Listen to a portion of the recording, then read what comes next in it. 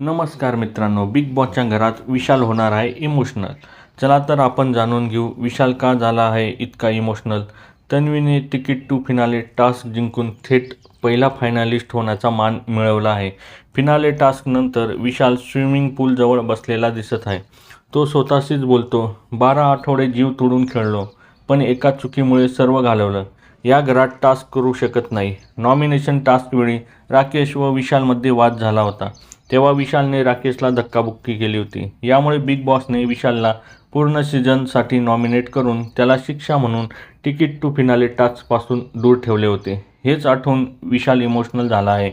तो पुढे बोलतो, मला एक एक टोळीवाल्यासाठी, बाबांसाठी खेळायचं आहे, आईसाठी जिंकायचं आहे, पण कसं हेच मला माहीत नाही, असं बोलून तो रडू लागतो. विशाल खरंच इमोशनल झाला आहे का फक्त वोटिंगसाठी सिम्पती कार्ड खेळतोय? विशाल हा प्लेयर म्हणून तुम्हाला कसा वाटतो हे कमेंट बॉक्समध्ये नक्की सांगा. आणि अशाच नवीन अपडेट्ससाठी आमच्या चॅनलला लाईक, शेअर आणि सबस्क्राईब करायला विसरू नका. तोपर्यंत धन्यवाद मित्रांनो.